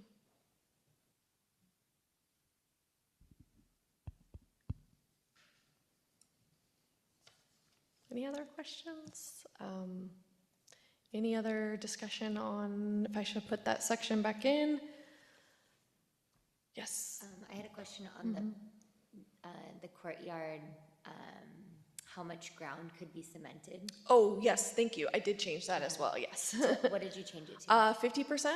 50? Yes. Okay, so in it was Yes. something about like the courtyard could be up to 80% pavement or non-porous? Impervious, yeah. Non-pervious. Yeah, thank you. So would love to Yes. hear people's thoughts, because I wouldn't want to move into a cottage that's just totally paved over. And also that's a stormwater issue as well, so. Yes, thank you for that comment. So yes, I did change it. It for some reason, yeah, it was 75%, which is just crazy because yeah, it'd be less green space. So now it can be up to 50%. So the rest would be vegetation or plants, grass, things like that. So I feel like that's more appropriate. So we're discussion only on this tonight. There's no action taken, so, right? No action tonight. I was planning to start scheduling the public hearing for our next discussion.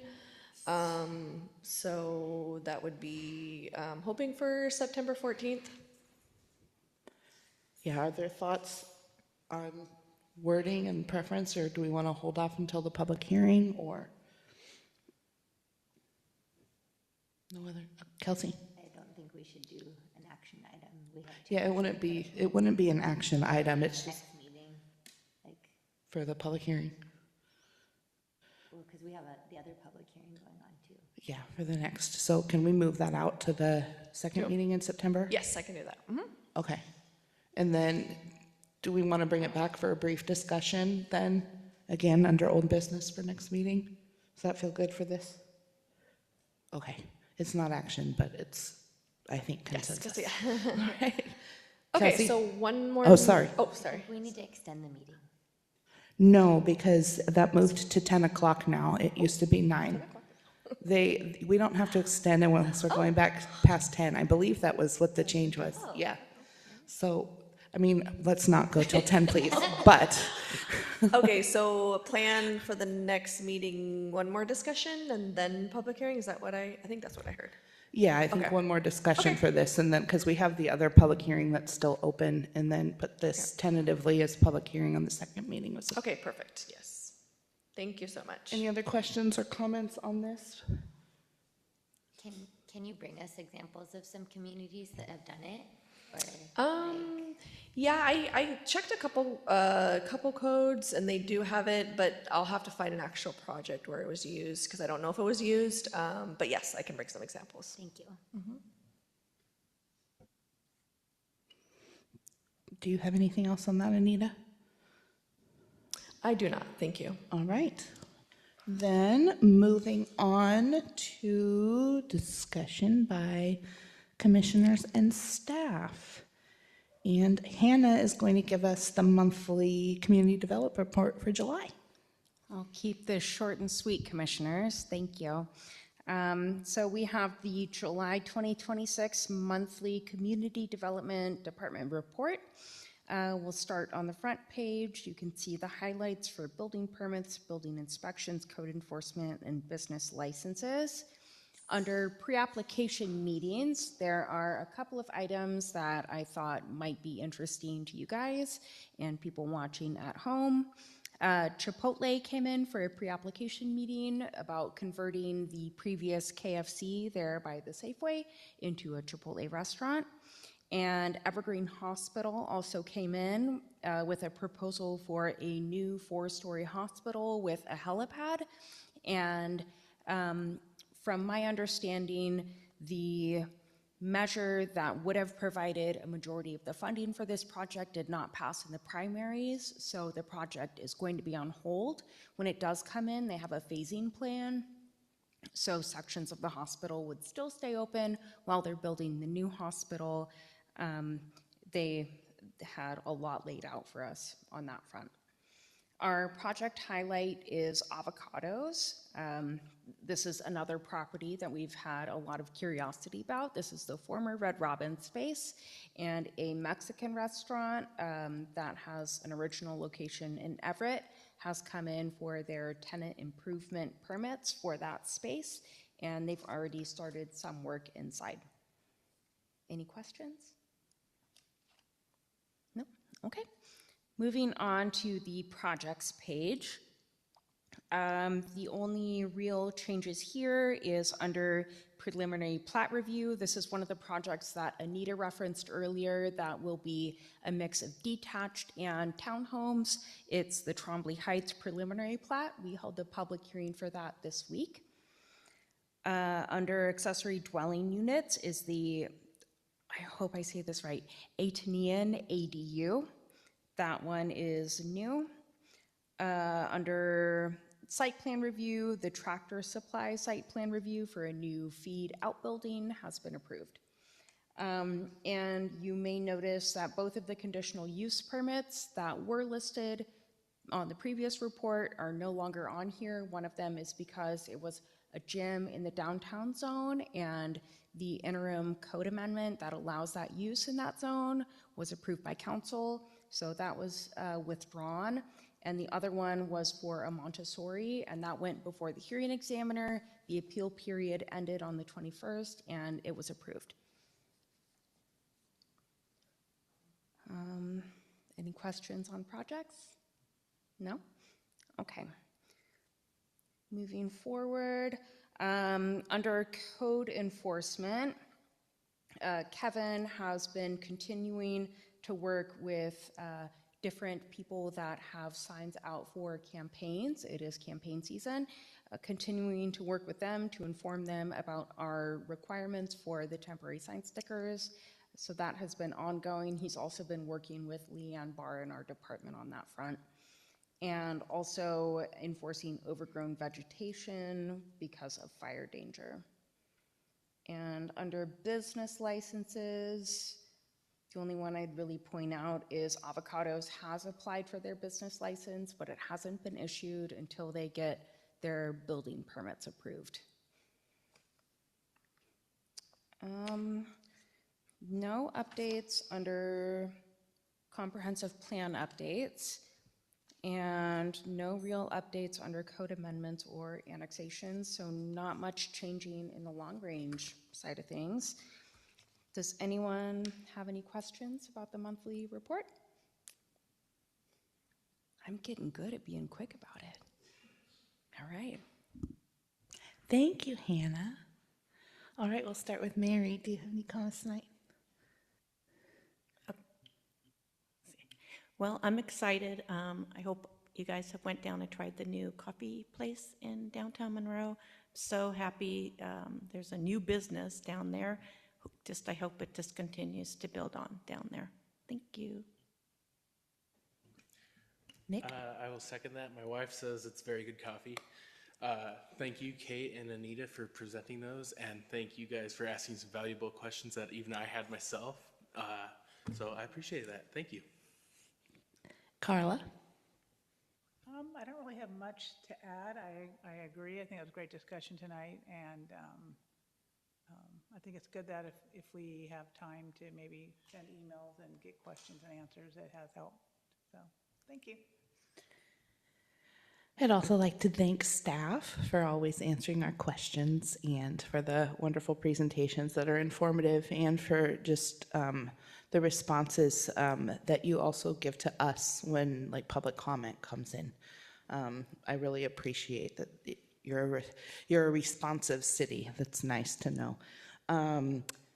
One is that the next time we meet, school will already be in session. So just as a reminder, in just a couple short weeks, you're going to see school buses and kids walking and biking, and hopefully everyone will stay safe, because it always makes my heart like stop a little bit, especially when school's first starting and for some people who don't have kids are forgetting that it starts until it starts. So just be safe out there and enjoy the last little remnants of summer. And then also a friendly reminder that if you do not already own an earthquake kit of some kind, it would be a good time to do that. The Ring of Fire has been active, and currently there's this little stretch of West Coast USA that does not have the same activity, and I don't know if that's a good or a bad sign. So just, especially with, we were talking about the critical areas and how Monroe has especially like loose ground. It's just a good time to remind you that we can have an earthquake at any time. So earthquake kits are good. That's it for me. Eric? I just want to say thank you for the staff for the presentation and all the hard work you guys have been doing. I know it's a long road, so thank you. Kelsey? No, you heard from me enough, but just want to say thanks to staff too, and awesome job, Kate. Like, I didn't have very much feedback on all the other, all the other emails. I was like, this is such a huge report, and there's hardly anything. So, amazing job, and thanks, Hannah, too. That's it. Kate, do you have anything for us? I have nothing tonight. Thank you. Anita? I don't have anything, but thank you for the discussion, and I appreciate the questions I've been getting through email. It does help me to, go through talking points, and I really appreciate that. Thank you. Are there any staff online that want to make a report? Nope. Okay, Hannah, it's you. My only item is that I went to the last weekend of the Renaissance Fair. If you've never been, highly recommend. It's so great seeing people at the grocery stores, filling the hotels here in town, at the gas stations, like all dressed up in their costumes. It's so great for our economy, and it's so much fun. I was a fairy this year, and it was great. That's all. Thank you, everyone. And with that said, if there are no objections, it is 9:05 and we will adjourn the meeting.